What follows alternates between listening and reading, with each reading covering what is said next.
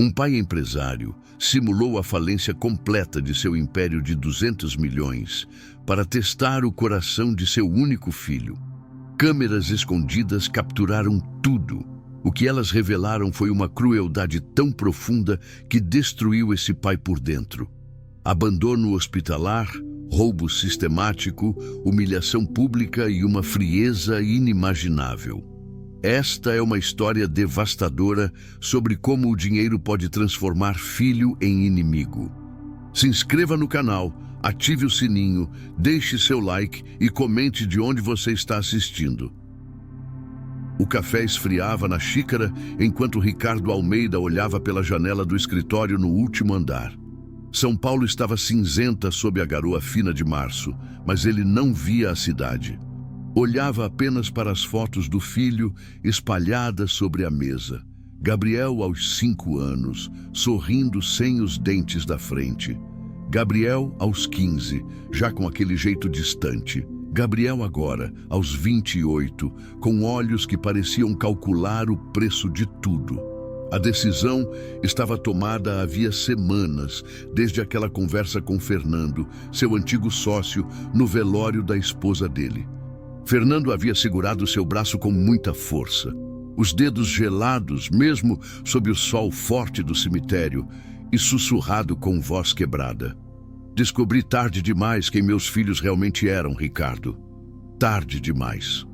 Ricardo passou a mão pelo rosto.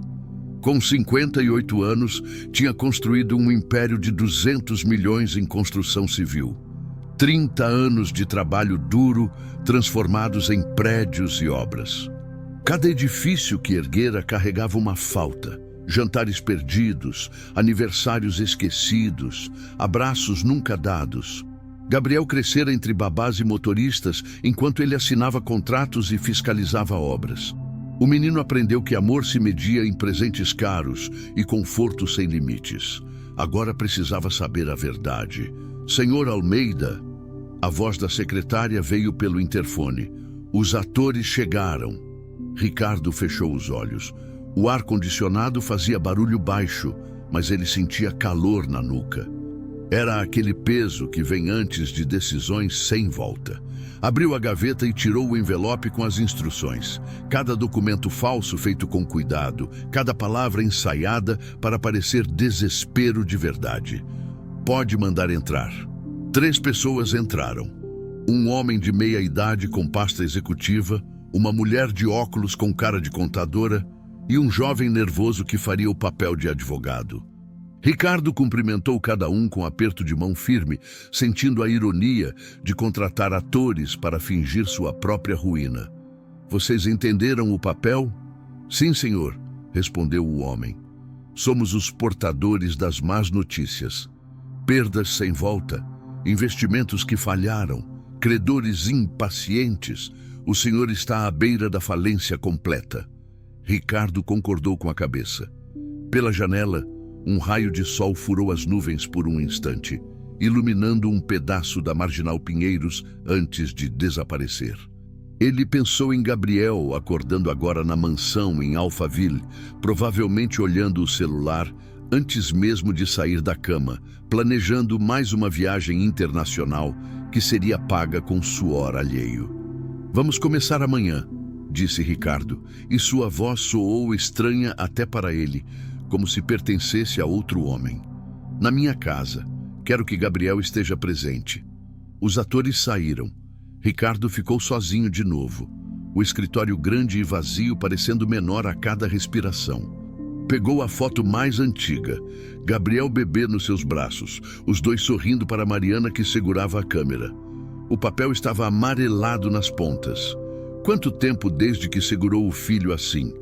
Guardou tudo na gaveta e trancou com chave. Lá fora, São Paulo continuava cinzenta, indiferente. A mansão em Alphaville parecia diferente naquela manhã de quinta-feira, como se sentisse a tempestade que se aproximava. Ricardo acordara às 5, incapaz de dormir, e passou 2 horas sentado no jardim dos fundos, sentindo a umidade da grama molhada atravessar a sola dos sapatos. O canto dos pássaros soava alto demais, quase irritante, enquanto o céu clareava devagar de azul escuro para cinza claro. Às 9 em ponto, os atores chegaram num carro discreto. Ricardo os recebeu na sala de reuniões improvisada. Antes, era o escritório de Mariana, mas ela agora usava o consultório no hospital. O cheiro de café forte dominava o ambiente. Ricardo tinha preparado uma garrafa térmica inteira, mais por nervosismo que por necessidade. Gabriel ainda não desceu, informou Ricardo, olhando o relógio. Costuma acordar tarde. A atriz que fazia o papel de contadora organizou pastas falsas sobre a mesa. Documentos convincentes, carimbados, com números em vermelho que pareciam sangrar pelas páginas. Ricardo tocou uma delas e sentiu enjoo. Eram tão reais que por um momento quase acreditou na própria mentira. O som de passos descendo a escada ecoou no corredor. Gabriel apareceu de roupão de seda, cabelo despenteado, celular na mão. Parou ao ver as pessoas estranhas.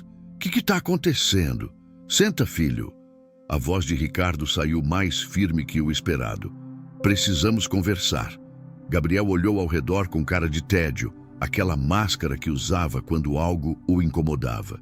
Sentou longe da mesa, pernas cruzadas, atenção ainda no celular. O ator que fazia o papel de advogado começou a falar. Sua voz era rouca e grave, cada palavra pesada. Senhor Almeida, lamento informar que a situação é mais grave do que imaginávamos. Os investimentos no empreendimento do Morumbi falharam completamente. Os credores estão cobrando tudo. Há processos na justiça. Gabriel levantou os olhos pela primeira vez. A contadora abriu uma pasta. As perdas somam 180 milhões. Com as dívidas acumuladas, o patrimônio líquido é negativo. Falando claramente, o senhor está falido. O silêncio que se seguiu era pesado, sufocante. Ricardo observou o filho com atenção total. Gabriel piscou 2 vezes, franzindo a testa, tentando entender. Então reagiu. Como assim falido? Tipo, não tem mais nada? Precisaremos vender todos os bens para pagar parte das dívidas, continuou o advogado. Esta casa, os carros, as contas bancárias serão bloqueadas. O senhor terá que se mudar para algo mais modesto. Gabriel riu. Foi um som curto, sem graça, como quem espera que seja piada. Você tá de brincadeira, né, pai? Ricardo balançou a cabeça. A luz da manhã entrava pelas venezianas em listras, cortando o rosto do filho em pedaços de sombra e claridade. Não é brincadeira, Gabriel. O celular do rapaz vibrou. Ele olhou a tela. Provavelmente Bianca, a namorada modelo que morava numa cobertura nos jardins. Gabriel digitou rápido, dedos nervosos, então voltou os olhos para o pai. Havia algo novo naquele olhar, algo que Ricardo não conseguia entender ainda, mas que fazia seu estômago revirar. Quanto tempo até venderem tudo? 3 meses, mentiu o advogado. Talvez 4 se conseguirmos negociar. Gabriel levantou, o roupão balançando atrás dele. Preciso fazer umas ligações. Saiu sem olhar para trás. Ricardo ouviu seus passos subindo a escada. Cada batida uma nota errada na música de mentiras que acabara de criar. Os atores o olhavam em silêncio. A atriz tinha a cara de quem tinha visto algo feio. Ele não perguntou se o senhor estava bem, disse ela baixinho. Ricardo não respondeu. Apenas serviu mais café, a mão tremendo de leve, enquanto o líquido escuro enchia a xícara. As câmeras foram instaladas na semana seguinte. Minúsculas, invisíveis, espalhadas pela mansão como olhos eletrônicos vigiando cada movimento. Ricardo contratou um detetive particular, recomendado por advogados. Homem discreto de meia-idade que não fazia perguntas desnecessárias. As gravações começaram numa segunda-feira nublada, enquanto Gabriel achava que seu mundo continuava inteiro. A primeira revelação veio na quarta-feira à noite. Ricardo estava no quarto de hóspedes. Tinha se mudado para lá, dizendo que Mariana precisava de espaço. Mas na verdade era para assistir às gravações num laptop escondido. Fones de ouvido, volume baixo, luzes apagadas. Na tela, Gabriel aparecia na varanda gourmet, telefone na orelha, cerveja na mão. "Cara, você não vai acreditar", dizia Gabriel, e havia um sorriso na voz. "O velho perdeu tudo, tudo mesmo, faliu que nem um idiota qualquer." Pausa. Do outro lado, alguém respondia: Não fingi que estava preocupado. Por quê? Finalmente aquele workaholic vai sentir o que é não ter nada. Quero ver como é ser filho de pobre agora." Risada. Gabriel tomou um gole longo da cerveja. "Melhor coisa que podia ter acontecido, mano. Vida inteira esse cara me dando sermão sobre valor do trabalho, sobre construir coisas, blá blá blá, e no final era só mais um fracassado." Ricardo pausou o vídeo. O rosto do filho congelado na tela, sorrindo. A luz da varanda desenhava sombras sob seus olhos, transformando-o em alguém que ele não reconhecia. Ou talvez reconhecia demais. Tirou os fones. O quarto estava em silêncio total, mas Ricardo ouvia um zumbido nos ouvidos. Levantou e foi até a janela. O jardim lá embaixo estava escuro. Só a piscina iluminada fazia sombras azuis nas árvores. Ele esperava sentir dor. Tinha se preparado para isso, mas não esperava que fosse tão física. Aperto no peito, enjoo, frio nas mãos e pés. Apoiou a testa no vidro gelado e respirou fundo, contando até 10, como a terapeuta havia ensinado. O telefone vibrou. Mensagem de Júlio, seu irmão mais novo. "Como você tá?" Júlio sabia de tudo. Era o único que sabia. Professor de história em escola pública. Morava num apartamento modesto na Vila Mariana. Nunca pediu nada além de companhia de vez em quando. Júlio, que sempre foi a consciência que Ricardo ignorava. "Sobrevivendo", digitou de volta. "Quer vir jantar domingo? Faço aquela vaca atolada que você gosta." Ricardo sorriu sem alegria. Vaca atolada, comida mineira da infância deles em Três Corações, antes de Ricardo vir para São Paulo buscar fortuna, antes de esquecer de onde veio. "Vou sim." Voltou para o laptop. Tinha mais 3 horas de gravação para assistir. Colocou os fones de novo, apertou play. Gabriel continuava falando, agora sobre cancelar a viagem para Dubai, sobre como era um saco ter que cortar gastos. "Mas relaxa, mano. Dou uns 6 meses e o velho se mata ou arruma algum subemprego. Enquanto isso, vou ver o que consigo tirar antes que percam tudo." Ricardo assistiu até o fim. Depois apagou a luz e ficou no escuro, os olhos abertos, olhando o teto invisível. Lá fora, São Paulo continuava viva, carros distantes na via expressa, aviões atravessando o céu noturno, milhões de pessoas com seus próprios dramas. Mas ali, naquele quarto de hóspedes em mansão silenciosa, Ricardo Almeida começava a entender que talvez houvesse verdades piores que a solidão. Havia a verdade sobre quem seu filho realmente era. Dona Helena apareceu numa terça-feira de abril, quando as primeiras folhas começavam a dourar nas árvores da avenida. Ela trabalhava na casa havia 20 anos. Baixa, forte, mãos calejadas de tanto lavar, passar, cuidar. Ricardo sempre pagou escola particular para seus 3 filhos. O mais velho estava na faculdade agora, estudando engenharia. Ela bateu na porta do escritório, onde Ricardo fingia revisar papéis de falência. Entrou com um envelope na mão e olhos vermelhos. "Seu Ricardo, o senhor me desculpe se eu estou sendo intrometida." "Pode falar, Helena." Ela colocou o envelope na mesa. Era amarelado nas pontas, cheio até não fechar direito. "São minhas economias, 15 mil reais. Sei que não é muito perto do que o senhor perdeu, mas o senhor sempre foi bom para mim e para os meus meninos." Ricardo sentiu algo se quebrar dentro do peito. Pegou o envelope com muito cuidado, como se fosse explodir em suas mãos. "Helena, eu não posso aceitar isso." "Pode sim." Ela limpou o rosto com as costas da mão. "O senhor me ajudou quando o Marcelo ficou doente, lembra? Pagou o hospital particular, os remédios caros." Disse que não precisava devolver. Então agora sou eu que ajudo. Ele tentou devolver o envelope, mas ela deu um passo para trás, mãos fechadas junto ao peito como se rezasse. Por favor, seu Ricardo, me deixa fazer isso. Quando ela saiu, Ricardo abriu o envelope. Notas de 50, todas juntas com elástico velho. 20 anos de gorjetas guardadas, de horas extras trabalhadas, de dinheiro economizado moeda por moeda. E ela oferecia tudo sem pensar duas vezes. Mais tarde, nas gravações, Ricardo viu Gabriel parar Helena no corredor. Ei, dona Helena, ouvi que você ofereceu dinheiro para o meu pai. Ofereci sim, Gabriel. Pouco, mas é o que tenho. Gabriel riu, som seco, cortante. Sério? Ele aceitou esmola de empregada? Helena ficou pálida. Não é esmola, é gratidão. Tanto faz. Gabriel se aproximou, invadindo o espaço dela. A câmera mostrava perfeitamente o desconforto da mulher recuando. Olha, vou ser sincero com você. Não vamos precisar mais dos seus serviços. Tá dispensada. O quê? Dispensada. Demitida. Vai receber o que tem direito, mas não precisa mais voltar.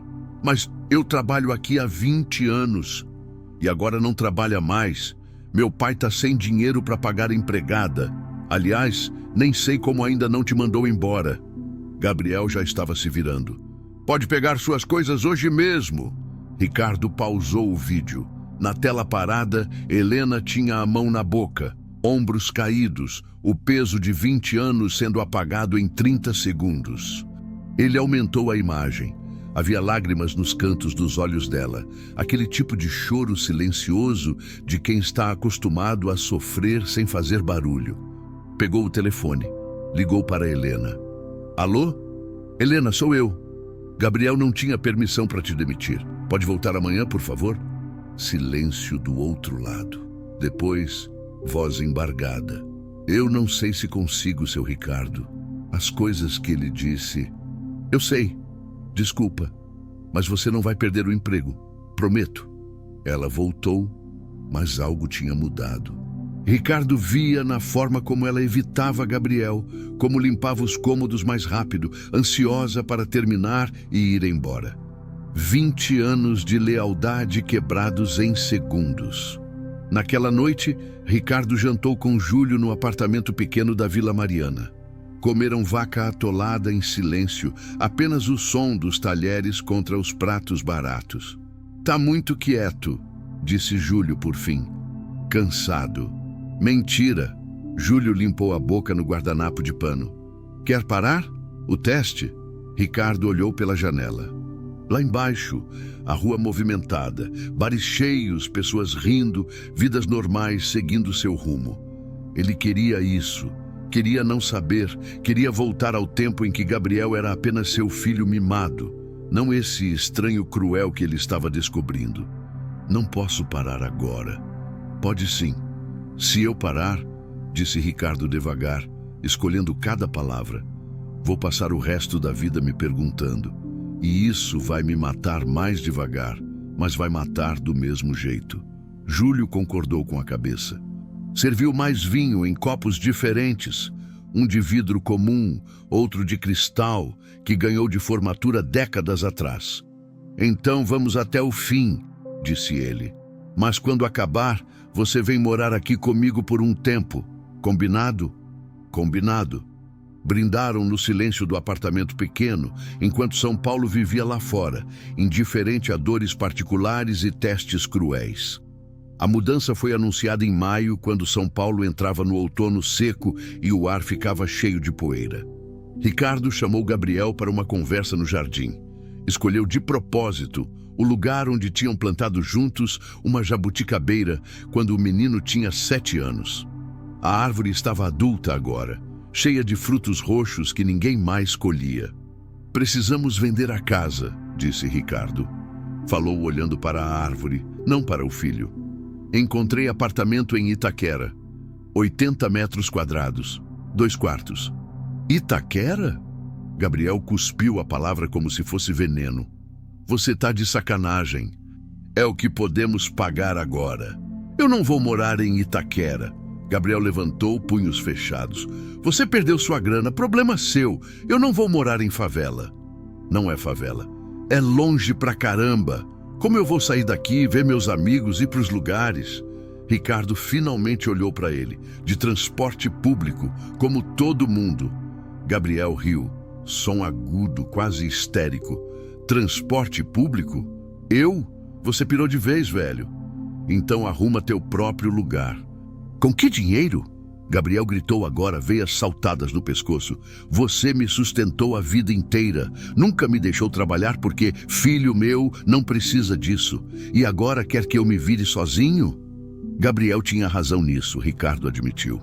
Ele tinha criado essa dependência, alimentado essa falta de rumo. Toda vez que Gabriel falava em trabalhar, Ricardo dizia para focar nos estudos. Toda vez que Gabriel terminava uma faculdade e pensava em trabalhar, Ricardo oferecia viagem internacional para descansar antes. 30 anos construindo uma gaiola de ouro e agora se espantava que o filho não sabia voar. Então vem comigo para Itaquera e a gente recomeça. Gabriel olhou para ele com ódio puro. Eu te odeio. Você destruiu tudo. Entrou batendo a porta. Ricardo ficou sozinho no jardim, o cheiro de jabuticabas maduras adocicando o ar. Pegou alguns frutos, estavam no ponto certo, doces e azedos ao mesmo tempo. Comeu um devagar, sentindo o suco escorrer, lembrando de Gabriel criança com a boca roxa de tanto comer. Onde esse menino tinha sumido? As câmeras mostraram Gabriel ao telefone logo depois, trancado no quarto. Bianca, amor, preciso falar contigo. Como assim não quer mais me ver? Por quê? Bianca, espera. Porque meu pai faliu? Que isso tem a ver com a gente? Você não está falando sério? Pausa longa. Gabriel sentado na cama, telefone caído ao lado, olhando o vazio. Então pegou o celular e jogou com força contra a parede. Quebrou em 3 pedaços que deslizaram pelo chão de madeira. Ricardo esperava ver tristeza, dor, algo humano.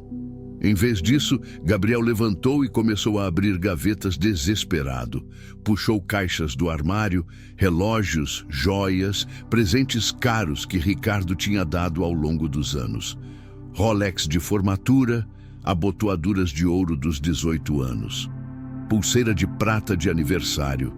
Colocou tudo numa sacola. As câmeras seguiram Gabriel saindo escondido pela garagem. Ele pegou o Porsche, que deveria ser vendido logo, e dirigiu até uma joalheria no Itaim. Ricardo assistiu pela câmera de fora. Gabriel entrando com a sacola cheia, saindo 40 minutos depois com um envelope. 450 mil reais. Preço de venda rápida. Gabriel contou o dinheiro no carro. Depois, guardou o envelope no porta-luvas e dirigiu para casa. Parou na frente, ficou sentado por longos minutos. Suas mãos seguravam o volante com força, os dedos brancos. Por um momento, um único momento, Ricardo achou que via conflito naquele rosto. Achou que via o filho que conhecera. Então, Gabriel soltou o volante, respirou fundo e o rosto voltou à máscara de sempre. Saiu do carro assobiando. Mais tarde, quando Ricardo perguntou sobre os objetos que sumiram, Gabriel mentiu sem piscar. Tiveram que ficar guardados no banco. Garantia para alguma dívida que você tem. Os caras vieram buscar ontem quando você tinha saído. Que caras? Sei lá, cara, do banco. Tinha um documento oficial e tudo. Ricardo deixou passar. Anotou mentalmente. Mais uma camada de traição, mas não confrontou. Ainda não. O teste precisava continuar. Naquela noite, sozinho no quarto de hóspedes, Ricardo abriu a gaveta onde guardava todas as fotos antigas. Encontrou uma específica. Gabriel, aos 7 anos, segurando a mudinha de jabuticabeira, sorriso sem dentes, terra nas mãos. Um dia, essa árvore vai dar frutos e a gente vai comer junto, pai. Onde esse menino estava agora? Ricardo guardou a foto e fechou a gaveta. Lá fora, a jabuticabeira continuava dando frutos que ninguém mais colhia. O apartamento em Itaquera cheirava a tinta fresca e solidão. 80 metros quadrados no 7º andar de um prédio popular, vista para outros prédios iguais. Ricardo chegou primeiro, numa tarde quente de junho, carregando apenas 2 malas. O resto, os móveis modestos comprados em liquidação, chegaria no dia seguinte. Ficou parado no meio da sala vazia, ouvindo barulhos novos. Televisão alta no apartamento vizinho, criança chorando lá em cima, moto barulhenta passando na rua. Nada do silêncio de Alphaville, da tranquilidade dos ricos. Júlio apareceu 1 hora depois com marmitas de comida caseira. Trouxe jantar. Imagino que não tenha nem panela ainda. Sentaram no chão, costas na parede, comendo frango com polenta direto das marmitas de alumínio. A comida era boa, simples, sem frescura, feita com carinho de verdade. "Como tá o Gabriel?" perguntou Júlio. "Ainda em Alphaville. Disse que só vem quando for absolutamente necessário." "E quando é isso?" "Semana que vem, quando venderem a casa." Júlio mastigou devagar. "Você não precisa passar por isso, mano. Já viu quem ele é. Pode parar." "Ainda não vi tudo." "Quanto mais você precisa ver para aceitar." Ricardo não respondeu, apenas olhou pela janela. Céu alaranjado do fim de tarde, pipas voando entre os prédios, vida acontecendo sem filtro. Gabriel chegou numa quinta-feira, de carro de aplicativo, porque o Porsche tinha sido vendido. Na verdade, Ricardo mandou guardar. Subiu com uma mochila só, recusando a ajuda do motorista com cara de nojo mal disfarçado. Entrou no apartamento e parou. Olhou ao redor. Sala com sofá usado, televisão pequena, cozinha minúscula com fogão de 4 bocas. Tudo limpo, arrumado, mas completamente comum. "Você tá de brincadeira", disse. "Teu quarto é o da esquerda", respondeu Ricardo da cozinha, onde preparava café numa cafeteira barata. Gabriel foi ver. Voltou 2 minutos depois. "Aquele não é um quarto, é uma cela. Tem cama, guarda-roupa e janela. É um quarto. Não cabe nada ali. Cabe o necessário." Gabriel jogou a mochila no sofá. "Quanto tempo vamos ficar nesse buraco?" "Não sei." "Como assim não sabe?" A voz subindo, ecoando nas paredes vazias. "Você deve ter algum plano, alguma coisa." Ricardo serviu café em canecas diferentes. Uma com propaganda de supermercado, outra da seleção brasileira. Ofereceu uma para Gabriel, que ignorou. "O plano é sobreviver. Vou procurar trabalho. Você deveria fazer o mesmo." "Trabalho?" Gabriel riu sem humor. "Fazendo o quê?" "Nunca trabalhei na vida, graças a você." "Nunca é tarde para começar." "Foda-se." Gabriel pegou a mochila.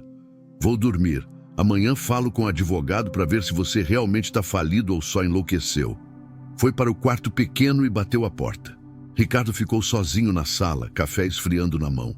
Pela janela, via luzes acendendo nos apartamentos vizinhos, vidas acontecendo em quadrados iluminados, cada uma com seus dramas invisíveis. O detetive instalou câmeras no apartamento também. Naquela noite, Ricardo assistiu Gabriel ao telefone no quarto apertado. "Mano, é um lixo, tipo lixo mesmo. Tá mais pra prisão do que casa. Não tem piscina, não tem academia, não tem nada. Tem um parquinho sujo lá embaixo e uma quadra de cimento." Gabriel deitou na cama dura, braços sobre os olhos. "Sério, eu vou enlouquecer aqui." E o velho age como se fosse normal, como se a gente fosse pobre de verdade. "Ele tá cozinhando, cara." "Cozinhando. Fazendo comida tipo macarrão com salsicha e essas coisas." Pausa longa. "Ah, e sabe a dona Helena? A empregada? Ontem ela mandou marmita para ele e ele quase chorou. Foi ridículo. Falou que ela era gente de verdade e blá blá blá. Mandei ela embora faz umas semanas." "Por quê?" "Porque ela estava sendo chata." Gabriel virou de lado. Ficou olhando a parede manchada. "Pior parte é que não dá nem para fugir daqui. Meu cartão tá bloqueado, não tenho carro. E os amigos todos somem quando você liga pedindo dinheiro emprestado. Aprendi quem era real. Ninguém, mano. Ninguém era real." Era tudo interesse. Desligou. Ficou no escuro, olhos abertos. Ricardo pausou o vídeo. Pela primeira vez, viu algo além de crueldade no filho. Viu solidão, viu abandono, viu reflexo distorcido de si mesmo. Gabriel estava experimentando em semanas o que Ricardo viveu em décadas. Descobrir que quando o dinheiro vai embora, as pessoas vão junto.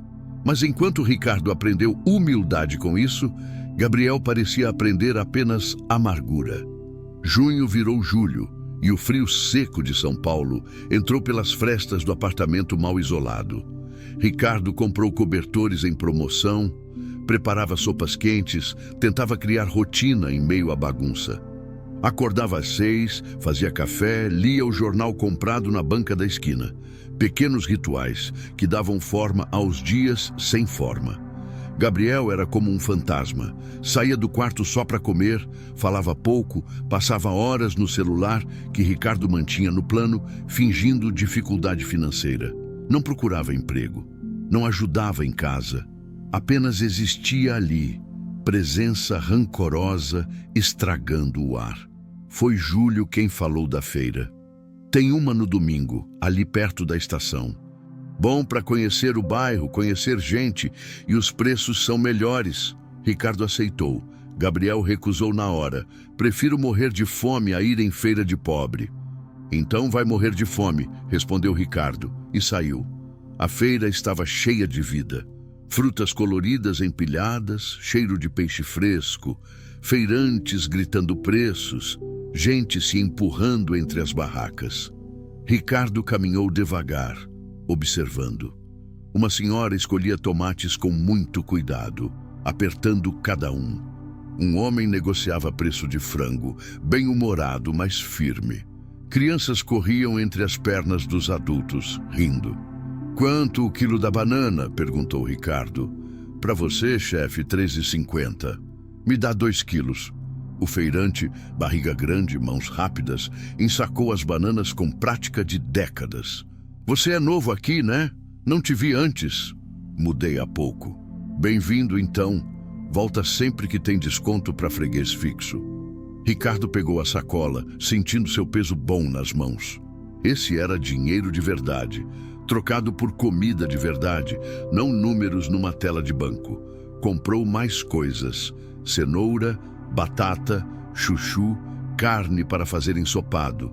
Tudo com cuidado, calculando, fazendo render. Na volta, parou numa padaria pequena. O cheiro de pão fresco o puxou para dentro. Pediu pão francês ainda quente e comeu um ali mesmo, em pé, manteiga derretendo em fios dourados. "Bom, né?" disse o padeiro sorrindo. "Muito bom. A gente faz 4 fornadas por dia. Sempre tem fresquinho." Ricardo comprou mais pão e voltou para casa. Gabriel estava na sala, assistindo TV com volume no máximo. Nem olhou quando o pai entrou. Trouxe pão fresco. Silêncio. Ricardo foi para a cozinha, guardou as compras, preparou café. Colocou pão numa cesta, manteiga num prato, café numa caneca limpa. Levou tudo para a sala. Deixou na mesinha. "Tá aí se quiser." Gabriel esperou 5 minutos, fingindo que não queria. Depois pegou um pão e comeu. Ricardo viu seus olhos fecharem por um segundo, prazer passando pela máscara de desprezo. "Não é tão ruim assim", Gabriel admitiu. "Padaria da esquina. Fazem 4 vezes por dia." Era a maior conversa que tinham tido em semanas. Ricardo aceitou como vitória pequena, mas as câmeras mostravam outra história. Quando Ricardo saiu mais tarde para ajudar Júlio com algo, Gabriel foi até o quarto do pai. Mexeu em gavetas, armário, procurando algo. Encontrou um envelope com R$ 800, dinheiro que Ricardo guardava para emergências fingidas. Gabriel pegou R$ 300, colocou o envelope de volta. Depois, saiu do apartamento sem avisar. As câmeras de fora seguiram ele até um shopping em Tatuapé. Gabriel entrou numa loja de roupas, experimentou camisetas caras, comprou 2 com o dinheiro roubado. Depois foi ao cinema, assistiu um filme de ação sozinho, comeu pipoca grande com refrigerante. Na saída, encontrou dois amigos antigos. A câmera do shopping pegou o encontro. Gabriel, cara, quanto tempo? Como você tá? Gabriel mudou na hora. Ombros para trás, sorriso largo. E aí, mano, tudo certo? E vocês? Tudo tranquilo. Você sumiu, cara. Cadê que você anda? Ah, trabalho, sabe como é? Tô tocando uns projetos. Que legal, e seu pai? Ouviu uns boatos? Boatos? Gabriel riu. Que boatos? Que ele tinha quebrado? Ah, isso. Gabriel deu de ombros tranquilo. Só um momento difícil, já resolveu. Você sabe como é mercado imobiliário. Sobe e desce. Meu velho é bom, sempre se recupera. Mentiras escorregando fáceis. Os amigos acreditaram, convidaram para uma festa no sábado. Gabriel aceitou, pediu endereço, fingiu anotar. Quando eles foram embora, Gabriel ficou parado. As câmeras pegaram seu reflexo no vidro da loja. Rosto caindo, ombros desabando, máscara escorregando por segundos. Depois, ele se arrumou de novo e foi embora. Ricardo assistiu tudo 2 vezes. Via agora mais detalhes. Crueldade, sim, mas também vergonha. Gabriel roubava do pai, mas precisava mentir para os amigos sobre a situação. Tratava Ricardo mal, mas comia o pão que ele trazia com gosto, mesmo sem perceber. Havia algo ali. Algo quebrado, mas não completamente morto. Será que era suficiente? Os dias depois de descobrir o roubo das joias passavam devagar e pesados. Ricardo guardou a foto de Gabriel criança na gaveta, mas não conseguia esquecer. Menino de 7 anos, mãos sujas de terra, sorrindo enquanto segurava a mudinha de jabuticabeira. Quanto tempo tinha passado entre aquela criança e o homem que agora roubava o próprio pai? Agosto chegou sem avisar. O frio seco de São Paulo entrava pelas frestas do apartamento, trazendo aquele ar gelado que machucava o peito ao respirar. Ricardo acordava cada vez mais cedo. 4h30, 5 da manhã, sem conseguir dormir, olhando a claridade aos poucos, tingindo o céu de cinza para azul claro. Gabriel continuava como fantasma. Saía do quarto só para comer o que Dona Helena, que agora ajudava como amiga, não empregada, mandava nas marmitas. Falava pouco quando era forçado. Passava noites inteiras no celular com a porta trancada. Ricardo ouvia sons vazando, videogames, músicas altas, conversas baixas que paravam na hora quando ele passava pelo corredor. As gravações mostravam rotina que Ricardo decorava como quem decora algo doloroso. Gabriel acordando ao meio-dia. Gabriel pedindo delivery caro e depois reclamando da demora. Gabriel ao telefone inventando desculpas complicadas para os amigos sobre por que não podia sair. Sempre mentiras escorrendo fácil, como se verdade fosse coisa negociável. Foi numa terça-feira que Ricardo sentiu que algo estava errado. Acordou com o corpo pesado, as juntas doendo, a garganta arranhando. Tentou ignorar. Preparou café. Tentou comer pão, mas cada movimento era difícil demais. Você tá com cara ruim, falou Júlio quando ligou ao meio-dia. Só cansado. Mentira, sua voz está diferente. Tô bem. Não estava. À tarde a febre começou. Primeiro baixa, depois subindo aos poucos, transformando pensamentos em algodão molhado. Ricardo deitou no sofá porque a cama parecia longe demais. Ouvia a televisão do apartamento vizinho, atravessando as paredes finas, criança gritando lá em cima, vida acontecendo sem ligar para ele, desmoronando ali. Gabriel saiu às 7 da noite. Ricardo ouviu ele pegando as chaves, abrindo a porta, fechando sem olhar para trás. Nem perguntou se o pai precisava de alguma coisa. Nem viu o homem tremendo no sofá, suor encharcando a camiseta. A noite foi longa. Ricardo alternava entre calafrios fortes e ondas de calor que faziam o lençol parecer fogo na pele. Levantou uma vez para beber água, quase caiu, segurou na parede até chegar na cozinha. A água tinha gosto estranho, metálico, mas bebeu 3 copos antes de voltar cambaleando. Quarta-feira amanheceu nebulosa. Ricardo tentou levantar, mas o mundo girou. Conseguiu rastejar até o banheiro, vomitou muito, ficou de joelhos no chão frio por tempo que não soube medir. Quando voltou para a sala, não tinha força para subir no sofá. Deitou no chão mesmo, rosto na cerâmica gelada que aliviava um pouco a febre. Foi assim que Júlio o encontrou 3 horas depois. Tinha usado a chave reserva depois de ligar 7 vezes sem ninguém atender. Caralho, Ricardo! A voz distante, ecoando, mãos tocando sua testa. Você tá fervendo. Onde tá o Gabriel? Ricardo tentou responder, mas a língua estava grossa, palavras saindo erradas. Não se mexe, vou chamar a ambulância. Júlio pegou o celular e discou. Enquanto falava com o atendente, palavras técnicas, endereço, sintomas, abriu a porta do quarto de Gabriel. Vazio. Cama bagunçada, roupas no chão, mas nenhum sobrinho. A ambulância chegou 20 minutos depois. Os paramédicos verificaram os sinais vitais com rapidez profissional. 40 graus. Desidratação grave. Pressão baixa. Precisava ir para o hospital na hora. Alguém mora com ele? Perguntou a paramédica jovem, cabelo preso bem apertado. O filho, mas não está aqui. Consegue o contato? Júlio ligou. Gabriel atendeu no 5º toque, voz irritada. Que foi? Seu pai está passando mal. Ambulância aqui. Vão levar para o hospital. Pausa. Barulho de fundo. Música, vozes. Tá muito ruim? 40 graus de febre, Gabriel. Tá desmaiado. Ah, qual hospital? Municipal de Itaquera. Tá, depois eu vejo se consigo ir. Desligou. Júlio olhou o telefone com cara de quem não acreditava no que acabara de ouvir. Os paramédicos trocaram olhares, mas não falaram nada. Já tinham visto famílias piores. Levaram Ricardo na maca pelas escadas. Júlio foi junto, segurando a mão do irmão, sentindo o pulso fraco, mas firme. Na ambulância, enquanto a sirene abria caminho pelo trânsito pesado de São Paulo, Ricardo abriu os olhos por um instante. A foto, murmurou. Que foto? Gaveta, Gabriel, Jabuticaba. Depois voltou ao estado de febre, falando coisas desconexas. Júlio apenas segurou sua mão com mais força, rezando baixinho orações que não sabia que ainda lembrava.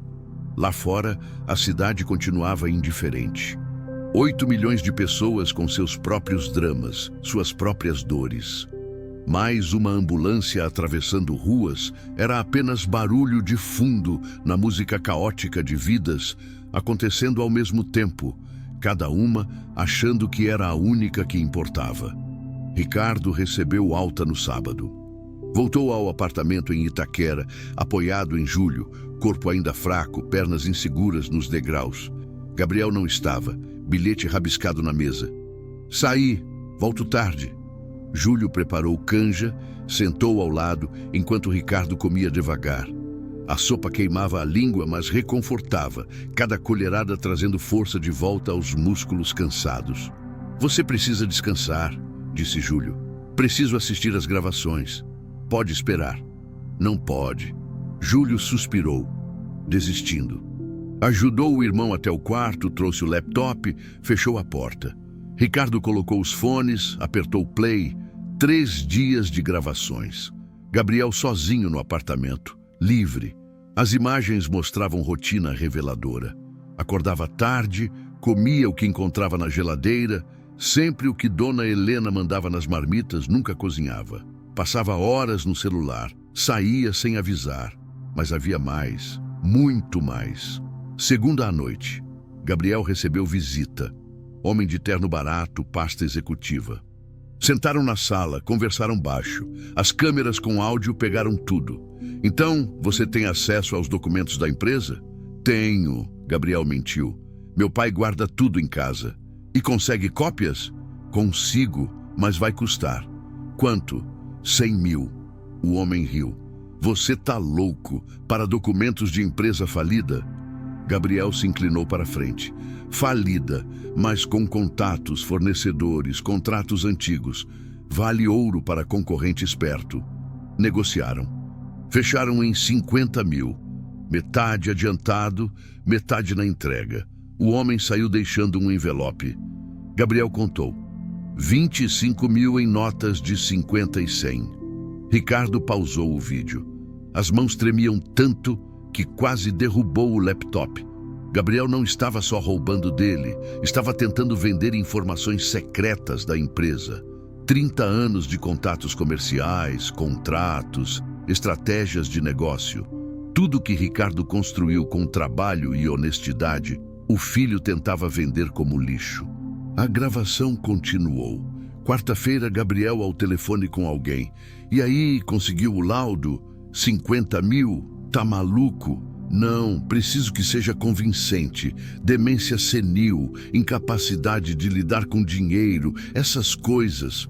Porque se eu conseguir internar ele, assumo a administração dos bens. Que bens? Ora, sempre sobra alguma coisa. Imóveis escondidos, contas no exterior, sei lá. Então, esse era o plano. Gabriel ainda acreditava que havia riqueza escondida. Ainda achava que valia a pena destruir o próprio pai por migalhas que nem existiam. Ricardo tirou os fones. O quarto começou a girar. Levantou rápido demais e a tontura o jogou de joelhos. Vomitou no lixo. Enjoo forte queimando a garganta, o corpo recusando a verdade que a mente era obrigada a aceitar. Júlio entrou correndo. Que foi? Tá passando mal? Ele tentou me internar, Júlio. Subornar médico para conseguir laudo falso. Filho da puta. E tá vendendo informações da empresa para concorrente. Júlio sentou na cama, rosto nas mãos. Ficaram assim por longos minutos. 2 irmãos num quarto pequeno, tentando entender crueldade que superava qualquer imaginação. Chega, disse Júlio por fim. Para com isso, você já viu o suficiente. Ainda não. Ricardo, preciso ver até onde ele vai. Preciso ter certeza completa. Certeza do quê? Você já tem todas as provas. Ricardo olhou para o irmão. Seus olhos estavam secos. Já não havia lágrimas, apenas vazio crescente tomando o espaço onde amor de pai costumava estar. Preciso saber se existe algo de humano ainda ali. Qualquer coisa. Um momento de dúvida, de arrependimento, de humanidade. E se não existir? Então eu falhei completamente como pai. Júlio quis discutir, mas viu determinação firme no rosto do irmão. Apenas concordou com a cabeça, levantou, ajudou Ricardo de volta para a cama. Descansa, vou fazer chá. Sozinho de novo, Ricardo olhou pela janela. A lua cheia iluminava os prédios vizinhos, janelas acesas como olhos vigiando. Em quantas daquelas casas havia dramas parecidos? Em quantas famílias o dinheiro envenenava o amor até não restar nada além de cálculo frio? Pensou na jabuticabeira em Alphaville. Estaria dando frutos ainda? Alguém os colheria? Gabriel voltou às 2 da manhã. Ricardo fingiu dormir, ouvindo o filho entrar sem fazer barulho, tropeçar em algo, xingar baixo. Depois, silêncio. Na escuridão, Ricardo perguntou ao vazio. Onde eu errei? O vazio não respondeu. Setembro chegou quente mais cedo e trouxe a descoberta final. Ricardo tinha se recuperado do hospital, mas estava diferente. Andava mais devagar, falava menos, o olhar sempre distante. Júlio vinha todo dia, preocupado com o irmão que parecia murchar não de doença, mas de tristeza pura. Você precisa encerrar isso, insistia Júlio. Tá te matando. Só mais um pouco. Foi Lucas, o ex-motorista, quem trouxe a informação que apressou o fim. Apareceu num sábado de manhã, suado, nervoso. Seu Ricardo, preciso falar com o senhor. É urgente. Sentaram na cozinha pequena. Lucas recusou café, mãos nervosas sobre a mesa. Viu Gabriel ontem. No centro, ele estava encontrando com uns chineses. Ricardo sentiu frio na espinha. Chineses? Empresários, pelo jeito. Ternos caros, tradutora. Estavam num restaurante chique, daqueles de executivo. Eu estava fazendo corrida de Uber, deixei um cliente ali perto e vi pela vidraça. Viu o que falavam? Não, mas o Gabriel mostrou papéis, eles fotografaram com o celular. Depois entregou um pendrive. Os caras pagaram em dinheiro. Muito dinheiro. Maço bem grosso. Ricardo fechou os olhos.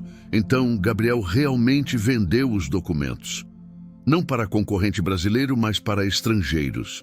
Informações estratégicas, contatos, anos de trabalho, tudo vendido por ganância rápida. Tem certeza que era ele? Absoluta. Pensei em ir lá, dar uma bronca, mas achei melhor avisar o senhor primeiro. Ricardo agradeceu. Lucas foi embora. Ficou sentado na cozinha por horas, sol caminhando pela parede, marcando a passagem do tempo indiferente a dores humanas. Quando Gabriel chegou à noite, Ricardo estava esperando na sala. Precisamos conversar. Sobre o quê? Sobre ontem, no centro. Gabriel parou na hora. Se recuperou rápido, máscara voltando ao lugar. Que tem ontem? Com quem você se encontrou? Ninguém. Fui resolver umas coisas. Que coisas? Coisas minhas. Gabriel cruzou os braços. Desde quando eu preciso dar satisfação? Ricardo levantou. Estava mais magro agora, roupas folgadas, mas havia firmeza na postura. Desde que você começou a vender informações da minha empresa. Silêncio. Gabriel abriu a boca, fechou, abriu de novo. Não sei do que você está falando. Sei de tudo, Gabriel. Sei dos documentos, sei do dinheiro, sei dos planos de me internar, sei de tudo. Como você? Não importa como. Importa que sei. Gabriel mudou de tática.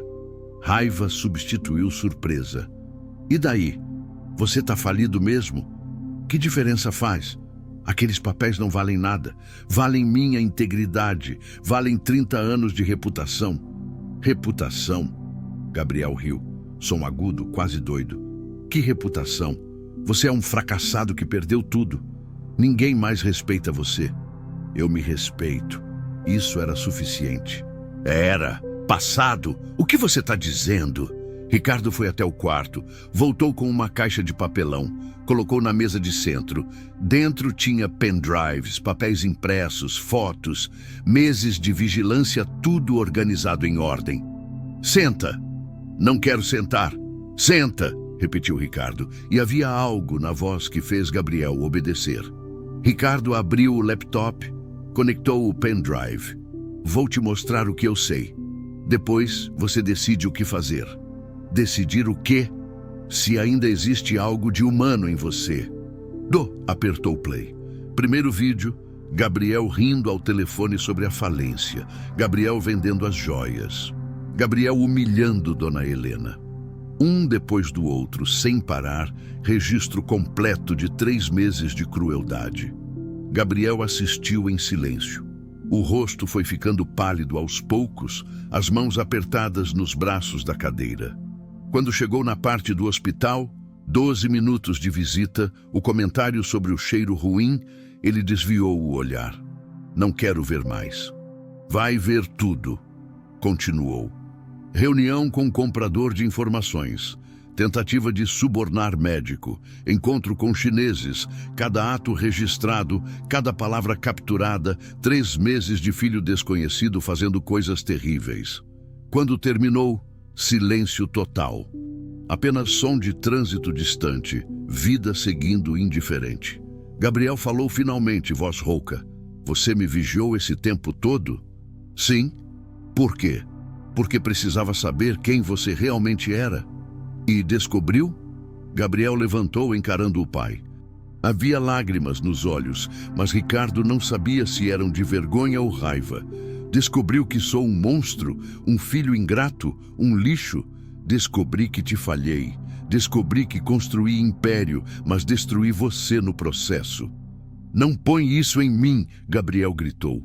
Você escolheu ser ausente, escolheu trabalho em vez de família. Isso não é culpa minha.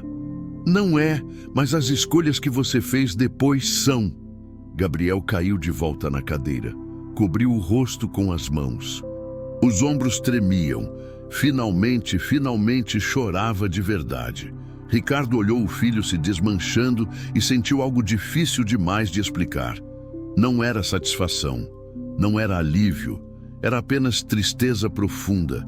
Reconhecimento de que algumas coisas, uma vez quebradas, nunca voltam a ser inteiras.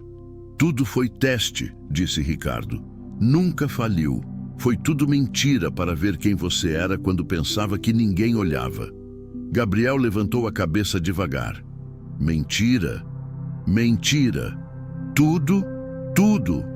O que veio depois foi pior que choro. Foi riso. Alto, descontrolado, quase louco. Gabriel ria e chorava ao mesmo tempo, o corpo sacudindo com a força das emoções misturadas. Você é doente, disse entre gargalhadas histéricas. Completamente doente. Talvez, concordou Ricardo, mas agora nós dois sabemos a verdade. A reunião foi marcada para terça à noite. Ricardo chamou todo mundo. Mariana, que veio de Campinas especialmente, Júlio, Dona Helena, Lucas e Gabriel, claro. Gabriel, que nos últimos dias tinha virado uma sombra calada, fugindo do olhar das pessoas, comendo pouco, trancado no quartinho. Chegaram às 8. O apartamento em Itaquera nunca recebeu tanta gente. A sala ficou apertada, todos sentados onde cabiam. Sofá, cadeiras trazidas da cozinha, chão.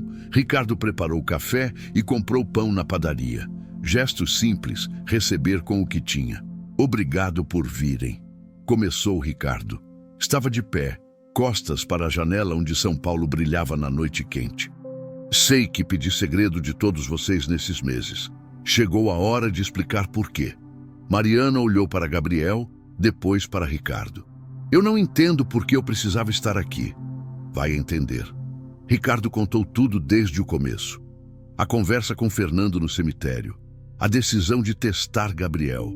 Os atores, as câmeras, os meses de vigilância. Falou devagar, escolhendo as palavras, olhando cada pessoa presente. Todos menos Gabriel, que mantinha os olhos fixos no chão. Dona Helena tapou a boca com a mão quando Ricardo explicou sobre a demissão falsa. Lucas balançou a cabeça ao ouvir sobre a venda de informações. Mariana foi ficando pálida aos poucos, tentando entender o tamanho da encenação. Vocês vão entender melhor vendo, disse Ricardo. Ligou a televisão, conectou o pendrive, mostrou um resumo de 15 minutos. Piores momentos. Edição bem feita, mostrando a transformação de Gabriel de filho mimado em pessoa cruel. Cada cena escolhida para causar impacto máximo. Quando a tela ficou preta, silêncio pesado como chumbo encheu a sala. Mariana foi a primeira a falar. Gabriel, voz quebrada, sem acreditar. Como você pôde? Gabriel não respondeu. Estava recostado na cadeira, olhos fechados, respiração irregular. Diga alguma coisa, Mariana insistiu. O que você quer que eu diga? Gabriel abriu os olhos finalmente. Estavam vermelhos, fundos. Desculpa, não sabia que estavam filmando. Que diferença faz? Faz toda a diferença. Não faz, não. Gabriel levantou, voz subindo.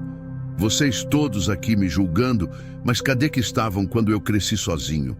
Quando eu precisava de pai e só tinha mordomo? Quando eu implorava a atenção e recebia presente caro em troca? Isso não justifica, começou Júlio. Não tô justificando, Gabriel gritou. Tô explicando. Fui criado assim. Dinheiro em vez de amor, conforto em vez de presença.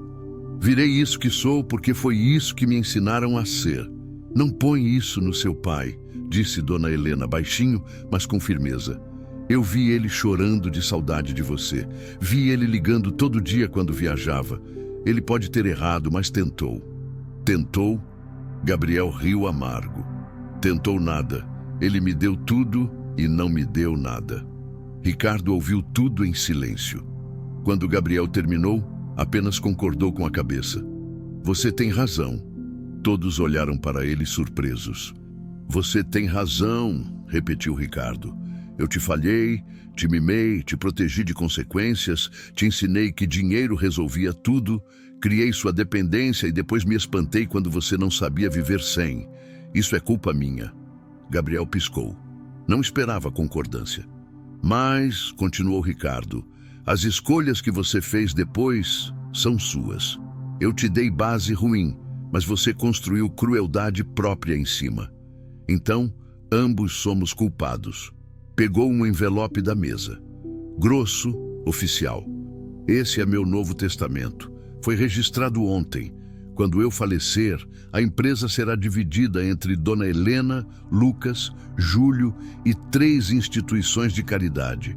Você vai receber pensão vitalícia de R$ 3.000 por mês, suficiente para sobreviver com dignidade, mas precisando trabalhar se quiser mais. Gabriel ficou parado.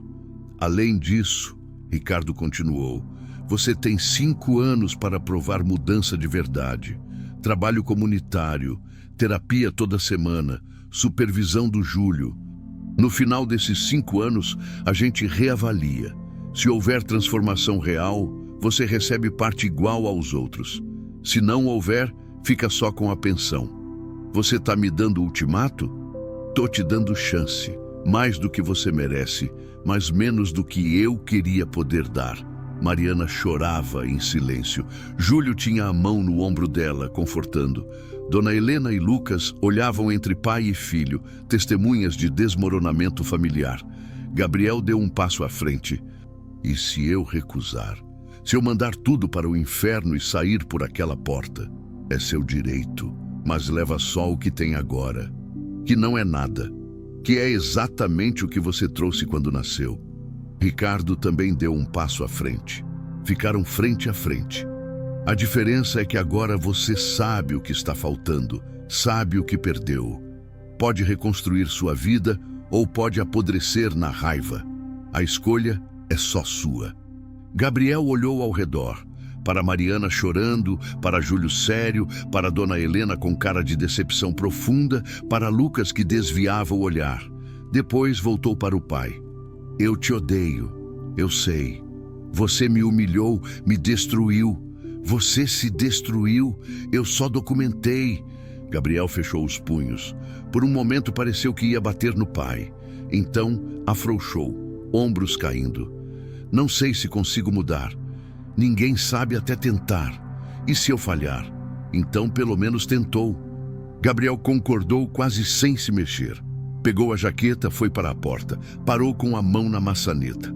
Aquele apartamento em Itaquera é emprestado. Meu endereço de verdade está nesse papel. Ricardo estendeu um cartão.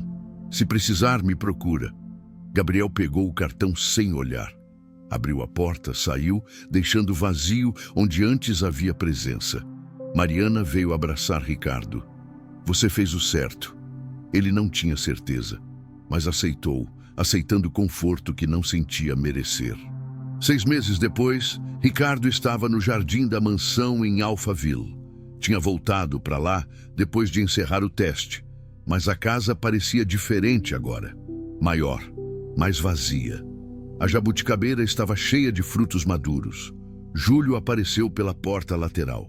Trouxe as crianças para colher jabuticaba. Eles estão doidos. 3 sobrinhos invadiram o jardim, rindo, pulando para alcançar os galhos baixos. Ricardo observou, meio sorriso no rosto. A vida continuava, com ou sem dramas pessoais. E o Gabriel? Perguntou Ricardo. Tá indo, trabalha na construção agora, começou como ajudante. Reclama todo dia, mas não faltou nenhum ainda. E a terapia? Vai toda semana. A doutora Fernanda diz que tem caminho longo, mas está caminhando. Ricardo concordou com a cabeça. Não esperava reconciliação rápida, talvez nunca houvesse. Mas havia movimento e isso já era alguma coisa. Dona Helena trouxe limonada. Sentaram na varanda, observando as crianças brincarem. O senhor se arrepende? Ela perguntou. Ricardo pensou. Me arrependo de ter precisado fazer. Não me arrependo de ter feito. É diferente? Muito. Lucas chegou para jantar. Ricardo tinha oferecido sociedade pequena na empresa recuperada. Mariana apareceu depois, trazendo o namorado novo, homem gentil que trabalhava como enfermeiro. Todos reunidos ao redor da mesa grande, compartilhando comida caseira que o próprio Ricardo preparou. No meio do jantar, a campainha tocou. Ricardo atendeu. Era Gabriel. Estava diferente, mais magro, pele bronzeada de trabalhar no sol, mãos calejadas. Segurava uma sacola plástica. Oi, oi. Ficaram se olhando. Depois Gabriel estendeu a sacola. Trouxe vaca atolada. Tentei fazer sozinho pela primeira vez. Acho que ficou ruim, mas... Ricardo pegou a sacola. Sentiu o calor atravessando o plástico. Quer entrar? Gabriel hesitou. Tem gente? Tem. Júlio, Mariana, Dona Helena, Lucas. Então melhor não. Eles vão ficar felizes de te ver. Vão fingir que ficam felizes. É diferente. Gabriel. Não, tudo bem, eu entendo. Só queria, sei lá, mostrar que tô tentando. Ricardo colocou a sacola no chão. Deu um passo à frente e abraçou o filho. Gabriel ficou duro primeiro, depois relaxou, retribuindo o abraço meio sem jeito. Tá tentando, é o que importa. Soltaram-se. Gabriel limpou os olhos, disfarçando. A jabuticabeira tá cheia, disse Ricardo. Lembra quando plantamos? Lembro. Eu tinha 7 anos. Você prometeu que a gente ia colher junto. Prometi. Olharam para a árvore. Frutos roxos pendiam pesados, prontos para serem colhidos. Quer colher agora? Ofereceu Ricardo. Gabriel olhou para a casa iluminada, vozes e risadas saindo pela janela. Olhou para o pai. Olhou para a árvore. Outro dia, disse finalmente. Quando eu estiver pronto para entrar de novo. Tudo bem. A árvore vai estar aqui. E você? Eu também. Gabriel concordou com a cabeça.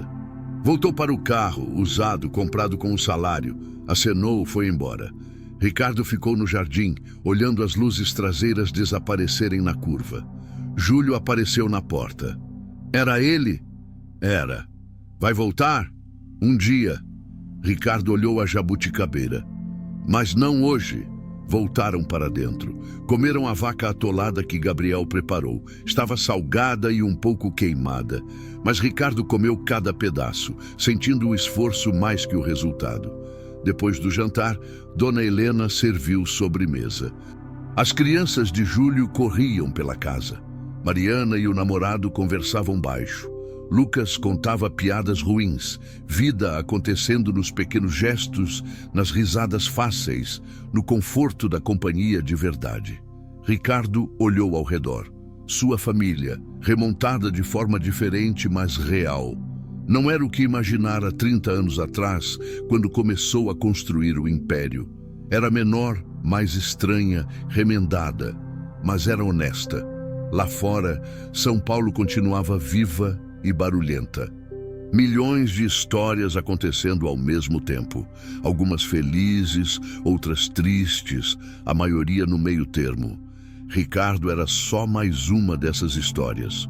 Homem que testou o filho e descobriu verdades que doíam, que destruiu tudo para talvez construir de novo, de forma melhor.